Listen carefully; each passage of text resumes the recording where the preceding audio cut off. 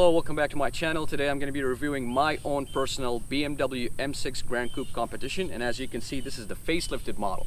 So this car makes 600 horsepower as a start. In this review I'm going to discuss the design of the car, interior, exterior, practicality, the way it drives, repairs and maintenance, insurance costs, and why did I buy it and why am I selling it. Let's go. We walked a lonely road, so far from home.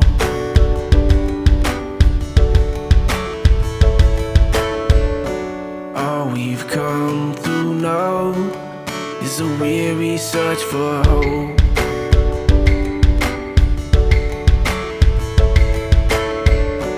All my pride is gone with the truth that I was shown.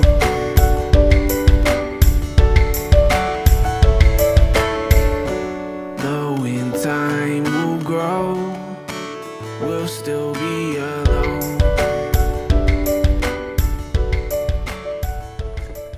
So this is the heart of the BMW M6 Grand Coupe and one of the main reasons I got this car. This engine is a 4.4 liter V8 twin turbo and it has a hot V setup. What does that mean? It means that the turbos are within the V. This engine was first introduced in 2010 in the X5 and X6M models, but it was based on the N63 engine that was introduced back in 2008, about 12 years ago. That engine made 400 horsepower. But the S63 has a bigger turbos, different cooling, different lubrication systems, as well as forged internals. So luckily this is much more reliable than the N63 engine you find in the 50 models. This engine went through multiple iterations. When it first introduced in the X5 and X6 models, it made about 550 horsepower, and then in the M5 made 560.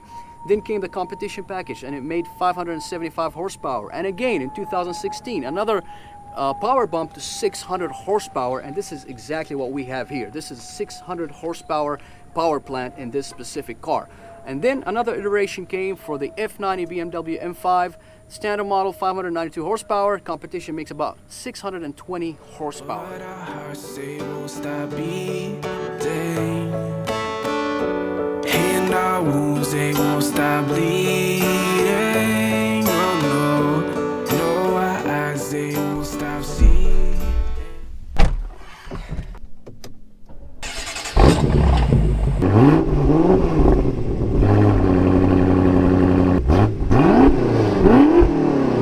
Alright, so here we are inside the BMW M6. Now the second reason I got this car is actually the exterior design. Let's talk a little bit about the exterior. This car started out as a normal BMW 6 Series, and then the M Division took this car and they have done their treatment on it. They put different bumpers, much wider, lighter body panels, quad exhaust in the back, slammed 20-inch wheels, which now make this car look very, very aggressive. In my opinion, this is one of the most exotic looking sedans in the market. And when I say that, you know, I have looked pretty much at every other sedan in the market, including the Porsche Panamera, the Mercedes CLS, and all the other competitors, or the RS7, and I just don't think those cars do it for me as far as looks. I think this car looks really beautiful, and what helps in that is that it's pretty low to the ground, and even when you sit in the car, you sit very, very low to the ground. That's as far as the exterior design. Now going inside the interior, it's also the same story. You find that the seating position is very driver oriented. You got beautiful infotainment system here that you can control it from the touchpad. Pretty simple, straightforward as well. Thick, beautiful steering wheel, and the seats are very, very firm and it's very low to the ground. And by the way, the seat can be adjusted from the headrest as well, from the shoulders, lumbar support, the bolsters, thigh support, and over all that it has massage seat, this specific car. For the interior, you know, there's a few notable options that I wanted to mention. Number one is the extended leather. Now this car has the red merino extended leather option, and as you can see, the leather extends all the way from the armrest to the dashboard, to the door panels, to the pillars, to the roof. Everywhere you touch is just beautiful, soft very good quality leather, and I think this option is a must in these cars. The other option that I want to mention is the premium Bang & Olufsen sound system, and as you can see here, you can tell by having a silver cover for the speaker, the sound quality of this system is just unbelievable. Also, another thing to point out is the practicality. This car is pretty practical. The seats in the back, you know, they're good for normal size, you know, like if you're 6 foot, you're still going to be fine to sit there in the back, and it's also comfortable.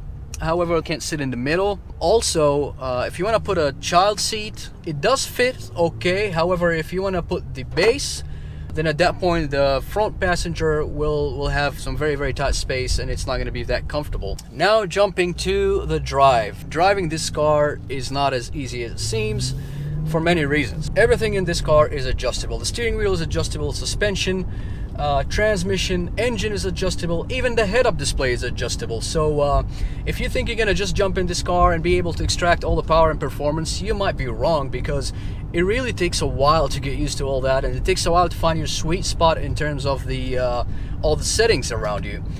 For me, you know, on default, everything is left on comfort, so it can be much easier for me to drive the car.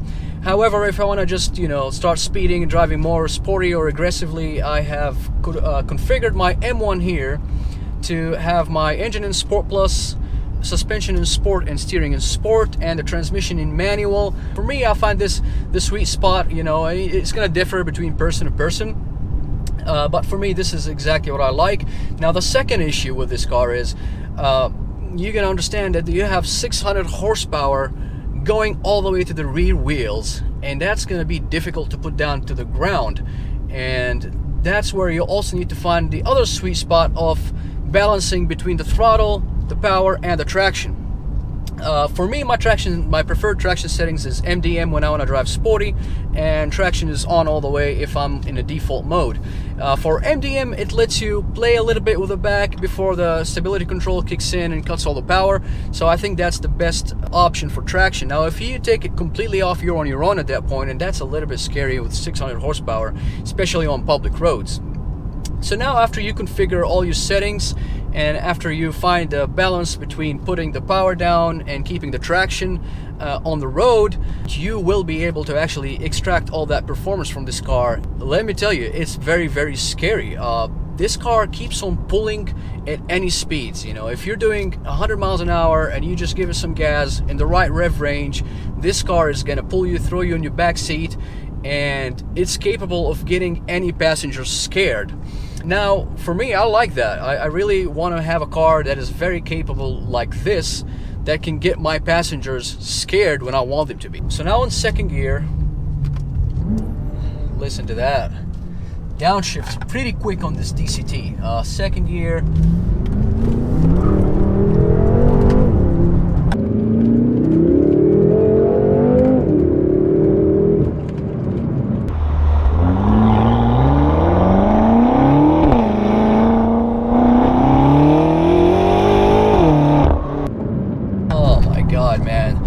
Once you get all the power down, this thing can scare any passenger. Another thing is to mention about this specific M6 Grand Coupe is that this is the competition model. For 2016 and up, you know, they have 600 horsepower on the M6, 575 on the M5, and they have retuned steering. It's more direct, it's a little bit lower, has 20-inch wheels, and the only way you can tell visually the competition from the non-competition is by looking at the exhaust tips. If it's black, then it's a competition. If it's silver, it's not. This specific one I'm in right now is silver because I have the BMW M Performance titanium exhaust. Now, this exhaust was made along with Akropovich. I'm pretty sure some of you are familiar with these guys. They make one of the best sounding exhaust systems, but they're very expensive. Now, this option is about $8,000 plus or minus. You can still buy it, you know, after you buy this car for about $7,000 or so. Is it worth it? Absolutely. What does it do to the car? This option makes the car sound amazing. It's very quiet and muted whenever you're driving normally, and once you give it some gas, you have this little symphony of bass going into your ears, and it's just the most beautiful sounding V8 I have ever driven, and I have driven plenty, including the famous E63 and the C63S models. These cars, they also sound great, however, they're too much for my taste. They bark all the time and they're always loud, bringing all the attention. Now this is a different story. This is muted. It's only loud when you wanted it to be, and from the outside it just sounds amazing. Now, so let me demonstrate to you guys how this car sounds like with the in-performance exhaust.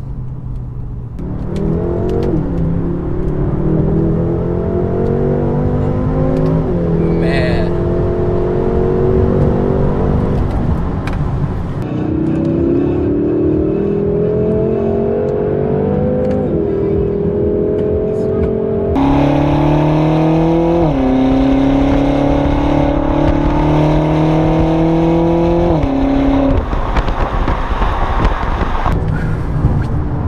I need long distance to brake because it goes into some very fast speeds in a very short period of time.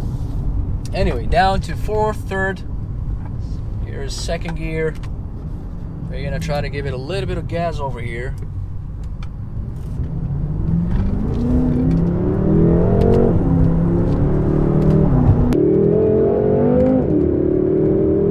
As far as performance, the competition and the non-competition on a public road, they are very similar. The only difference you can probably feel is if you track your car. In terms of comfort, this car is not as comfortable as your regular 535 or 540.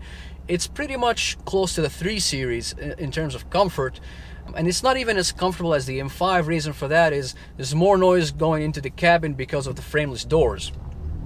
Things I don't like about this car, and that is the weight. The weight of this car is 4,400 plus. It really feels like it when you drive it, especially when you're going high speeds, whenever you brake, whenever you maneuver, you never want to turn or change lanes. This car does feel heavy, and there's nothing this car can do about it. It's just physics. This car also masks the speed in a scary way, so you'd be doing 100 miles an hour and it feels like 60 or even 50 sometimes, and you would just find yourself doing some crazy speeds without your intention. These things I don't like too much about this car, but mainly the weight. The weight is very heavy, and it really feels like it can't conceal that. It's very difficult to do that. So can you daily drive it? Absolutely, but you just want to cover yourself for your own peace of mind. You want to have a warranty, and I'm going to discuss why and what repairs I have done on the warranty in a second. So I have a bunch of receipts here for some of the work that I have done on this car. And all this work was done at 40,000 miles under the warranty, the BMW factory warranty, thank God. So, what have I done to this car, and what repairs did it need? Unpleasant noise from the instrument panel, right side, test drive, remove pillar, glove box, kick panel, and stripes. Noise still present, remove instrument panel, and insulated contact points reinstalled and verified noise diminished. So that was here for the dashboard. I also complained from the sun visor in the back, did not work. The actuator had to be changed. Also, some smell coming out of the car, so they had to change all the turbo feeding lines as well as the auxiliary water pump feeding lines on the car. So that was also done under warranty. I also complained from some wind noise coming into the cabin, and I thought it's coming from here, from the window. So they went ahead and they replaced the mirrors for some reason. I don't know why they replaced the mirror. They said the noise coming from the mirror, but that was not the case. So I came back, and they have to change both seals for this window and for that window in order for that noise to go away. That was also covered under warranty. Tension strut with rubber. That's for both wheels at the front. To the things that I have to pay out of my own pocket because they were consumables. A brake fluid service. So I did a brake fluid flush that put me down $170. Engine oil service, $212. Spark plugs replacement, $935. Fuel injector cleaning service and air intake cleaning, $134. Throttle body intake service, $149. Cooling system cleaning, flushing, and all that stuff, $181. Then the big thing here, they found a small oil leak coming from the upper oil pan. They have to remove and install oil pan upper section along with the gaskets. If you want to do that job that was covered under warranty. If you're gonna do it without warranty, you're looking at something in the range of $2,500. Now all these things without warranty is probably $8,500 for that service without warranty. Now with warranty, I only paid $1,530 for all the consumables and fluids and oil and all that. Now I've done it at the dealer. You can do it anywhere else. I just feel more peace of mind doing all these repairs at the dealership, especially for an expensive car like this. So that brings us to the point. If you want to get one of those cars, you probably need to get a warranty. A warranty is something that's going to save you on the long run. And the prices for these warranties, if you want to get it from the BMW dealership financial department, you're looking at something around $5,000 for 3 years and 36,000 miles. I mean, you can get it from the outside third party much cheaper, like 3 to 4 grand, depending on the intervals. Also, the insurance for this car, I have a clean driving record, no accidents, and I pay $240 with Geico, and this is for full coverage and $500 deductible. Why did I buy this specific car over other worthy competitors in the market? And when I compare, you know, I like to compare in the price context. This car is about $50,000 to $70,000 depending on the condition, the year, the mileage, and so on. In that price range, I looked at Mercedes C63S. I've driven multiple of these cars, and even though I love the way it sounds, I love the performance, I love the looks, I just found the ride quality to be very, very harsh for my taste. It's very bumpy and very firm, and I couldn't drive that car more than 10 minutes. So I had to skip the C63S, and then I started looking at the F80 M3s, and I didn't like them much because I just didn't feel they are that special.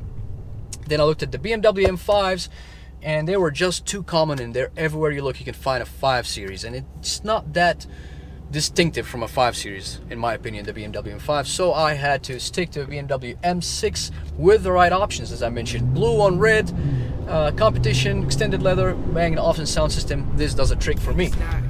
We built a bridge to the stars just to watch it fall in this. So there you have it. After 6 years since it was first introduced, a timeless design and a supercar-like performance keeps the BMW M6 as impressive as ever.